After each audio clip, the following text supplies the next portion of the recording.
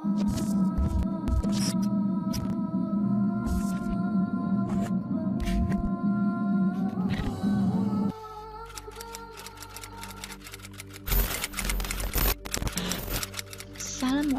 warahmatullahi wabarakatuh. Iblis hanyalah merujuk pada satu sosok jin yang didominasi unsur api dan telah berubah wujud karena kutukan yang disebabkan keangkuhan, kedurhakaan, dan kedengkiannya. Iblis berkata, "Ya Tuhanku, oleh sebab Engkau telah memutuskan bahwa aku sesat, pasti aku akan menjadikan mereka memandang baik perbuatan maksiat di muka bumi, dan pasti aku akan menyesatkan mereka semuanya." Mari kenali lebih dekat iblis terkutuk dan terlaknat. Sebelum itu, share video ini ke semua media sosial yang kamu punya dan like jika kamu suka dan subscribe untuk mendukung perkembangan channel ini. Mungkin kita bisa memulai dari penelusuran kisahnya dalam Al-Quran. Kata iblis terulang 11 kali dalam Al-Quran yang hampir semuanya berkenaan dengan tidak mau sujud kepada Adam, kecuali dalam surah Asy-Syura ayat 95 dan As-Saba ayat 20. Al-Quran menggunakan kata iblis hanya pada saat iblis itu sendiri yang berbuat dalam kehadirannya yang secara langsung, namun menggunakan kata syaitan untuk iblis pada saat iblis berkedok sosok lain. Iblis bukanlah nama aslinya. Ada riwayat mengatakan bahwa iblis dahulunya sebelum dia membangkang termasuk segolongan malaikat penghuni bumi yang bernama Azazil. Namun menurut Ibnu Katsir dalam Qisas Al-Anbiya, riwayat yang mengatakan iblis golongan malaikat tidak benar, karena iblis dan malaikat tercipta dari materi yang berbeda. Maka bagaimana mungkin keduanya dari golongan yang sama? Sebelumnya iblis juga tidak mendapatkan wajah yang buruk, tapi setelah durhaka kepada Allah, maka Allah mengubah wajahnya menjadi buruk. Allah merubahkan mukanya bentuk seperti babi hutan, membentukkan kepalanya seperti kepala unta, dan dadanya seperti daging yang menonjol di atas punggung. Kedua matanya terbelah pada sepanjang permukaan wajahnya, lubang hidungnya terbuka, kedua bibirnya seperti bibir lembu, taringnya keluar seperti taring babi hutan, dan janggut terdapat sebanyak 7 helai.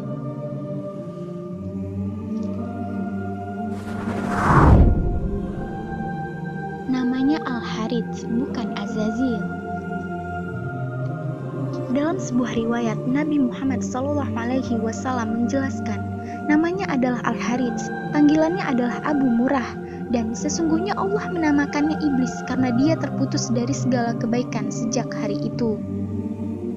Ibnu Jauzi dalam kitab Talbisul Iblis menjelaskan kata ablasa juga mengandung arti turida yang dibuang, dicampakkan, dan dihalau. Sebagian ulama menyebutkan bahwa iblis merupakan al-matrud min rahmatillah, yaitu makhluk yang dicampakkan, dibuang, dan dihalau dari rahmat Allah. Pembantu iblis. Sabar. Dia adalah pembawa musibah yang diperintahkan untuk merusak, menyobek saku saat manusia berduka, menampar pipi-pipi mereka, dan ucapan-ucapan jahiliyah yang keluar dari mulut mereka ketika bersedih atau dalam musibah. Setan dari bangsa jin yang bertugas mendatangi orang-orang yang kesusahan dan tertimpa musibah agar berkeluh kesah, mencaci maki, dan berputus asa. Dasim. Setan yang selalu berusaha mencerai-beraikan ikatan perkawinan. Dia adalah anak kesayangan iblis. Tugasnya menyusup ke dalam diri seseorang tatkala menemui keluarganya. Lalu dia menampakkan celah mereka di matanya, sehingga membuat orang-orang itu marah.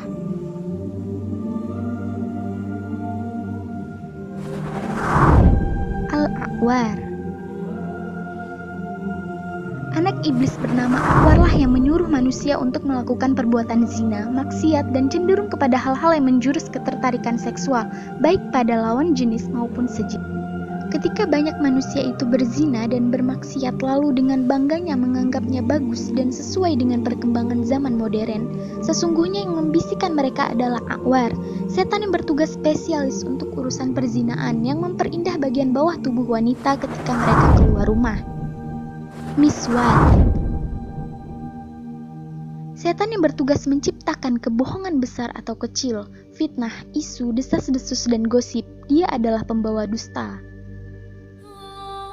Menyebarkan hoaks dari mulut ke mulut dan membuat fitnah untuk menjatuhkan manusia lainnya. Cepatnya informasi era ini, makin mudahnya si anak iblis ini bekerja, dan jika kalian lihat buzzer yang memfitnah Islam, itulah tentaranya Miswar, Zaknabur. Setan yang bergentayangan di pasar, mengobarkan caci maki dan permusuhan, perselisihan, dan bunuh-membunuh. Kamu pasti melihat bagaimana situasi di pasar, dan bahkan itu sudah jadi hal yang lumrah jika kasar dan kotornya kata-kata di sekitar pasar. Dia adalah penguasa pasar yang mengibarkan benderanya di pasar-pasar, baik pasar tradisional maupun mal-mal di kota besar. Diriwayatkan dari Abu Hurairah bahwa Nabi bersabda, negeri atau tempat yang paling dicintai Allah adalah pada masjid-masjidnya, dan tempat yang paling dimurkai Allah adalah pasar-pasarnya. Istana Iblis. Iblis membangun singgasana dan istana di lautan. Hal itu dimaksudkan untuk menandingi arsy Allah yang berada di atas air di langit ketujuh. Rasulullah bersabda, "Apa yang kamu lihat?" "Saya melihat singgasana di atas lautan yang dikelilingi oleh beberapa ular," jawab Ibnu Sayyad. "Dia telah melihat singgasana iblis." Iblis mempunyai banyak tentara dan memilih lautan sebagai istana. Seperti diketahui bahwa luas lautan mencapai 3/4 dari bumi. Oleh karena itulah ia menempatkan kerajaannya di lautan agar ia lebih leluasa memerintah bala tentaranya yang jumlahnya sangat banyak. Tantangan Allah versus tantangan iblis.